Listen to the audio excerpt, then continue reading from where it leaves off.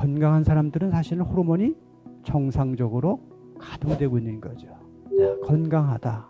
그 얘기는 우리 몸은 결국은 외부에서 음식물을 받아들입니다. 결국은 우리 몸에서 처리하는 시스템이 호르몬과 신경이죠. 그래서 호르몬과 신경에 문제가 있거나 음식에 문제가 있거나 아니면 음식을 처리하는 내 생활 습관에 문제가 있거나 이럴 때 뇌를 중심으로 한 우리 몸 전체 시스템에 결함이 올 수밖에 없는데 그 중에서도 가장 무서운 흐름은 호르몬 부분입니다.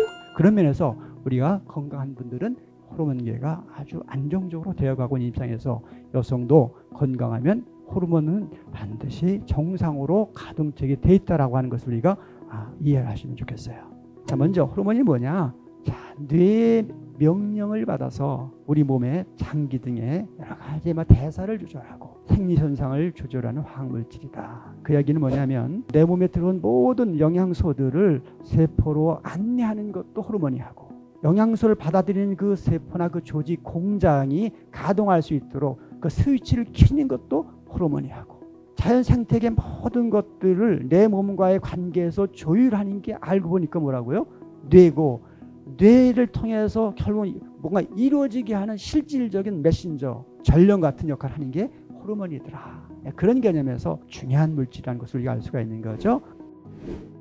여성 질환에 대해서 왜 발생하는지 정리를 해보면 자, 먼저 여성 호르몬의 급격한 상승과 저하다.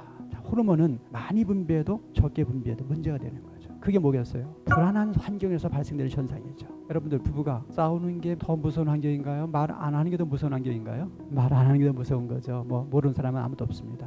그 얘기는 뭐냐면 우리 몸의 백혈병도 초기에는 백혈구수가 막 올라갑니다. 그러다가 나중에는 다 포기가 되고 냉하게 숫자가 확 줄죠. 홀무도 마찬가지. 과잉 분비는 희망이 있지만 완전히 차단되면 그때는 심각해지는 거죠. 우리 몸은 그렇습니다. 높은 거는 약으로 조절할 수가 있죠. 낮은 거는 조절할 수가 없어요. 독소를 뺄 수 있는 환경권이 안 만들어지기 때문에 우리 몸 전체가 다 스톱돼 버리는 거죠. 그래서 항상 우리가 호르몬은 항상 적절해야 된다라는 개념에서 그것이 왜 그런 현상이 나타나냐를 대사 효율이 낮아서 독소가 많이 생기는 그러한 식사와 생활을 하는 분이다 라고 하는 게 첫 번째 원인입니다. 두 번째, 의욕, 활력을 조절하는 의지죠. 의지. 그런 걸 통해서 나타나는 엔돌핀, 세로토닌.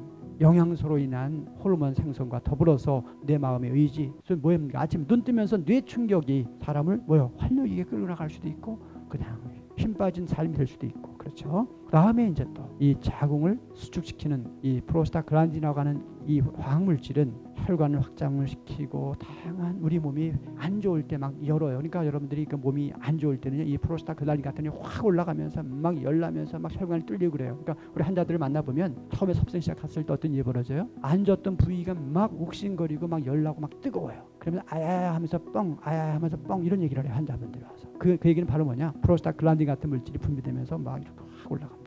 자, 그런데 이게 확 올라가다 이게 안 나온다. 심각한 문제가 벌어지는 거죠. 이게 너무 많이 나와도 너무 안 나와도 이 자궁이 수축되는. 그 다음에 이제 몸 상태, 환경의 변화. 그 다음에 지속적인 여러 가지 스트레스 요소들. 요것들이 결국은 호르몬과 신경계, 쌍방에 영향을 주면서 여성 질환이 발생된다라고 하는 것을 우리가 이해를 하셔야 되겠습니다.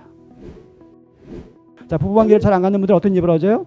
난자가 자기 기능을 수행할 수 없으니 몸 전체에 호르몬 계통이 원활하지가 않아. 아니 프로게스테론은 난자가 딱 태어났으면 프로게스테론이 형성돼가지고 다 나왔어. 이 일을 하려고 나왔는데 모든 게 준비가 안 되네. 프로게스테론은 어떻게 했어요?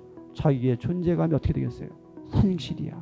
그러니까 아기를 많이 낳는 분이 아기를 적게 낳는 보다 훨씬 감정적으로 건강할 수 있다. 육체적으로도 건강할 확률이 훨씬 높은 거죠. 자, 그래서 오늘 여러분들에게 여성 호르몬에 대한 이 부분들을 한번 잘 생각해 보자는 것은 뭐냐면 아기를 갖고 싶어하는 의지와 그런 간절함이 있는 사람과 없는 사람은 상당히 난포의 자극의 가능성이 훨씬 낮겠죠. 난포는 잘 자극해서 건강한 난자를 만드는 게 난포의 목적인데 그런 의지가 없는 사람들은 이 난포가 잘 자라게 하는 이 에스트로겐이 제대로 분비될 필요가 있어요, 없어요? 없겠잖아요. 그러니까 생리에 대한 모든 흐름, 에스트로겐 문제, 프로게스테론 문제, 호르몬 계통 이 전반적인 문제를 보니까 내가 생활에 대한 의지와 환경적인 다양한 요소들과도 상관관계가 있구나라는 것을 우리가 넓게 한번 생각을 해보셔야 이 호르몬에 대해서 우리가 두려워할 필요가 없다는 것을 알 수 있어요.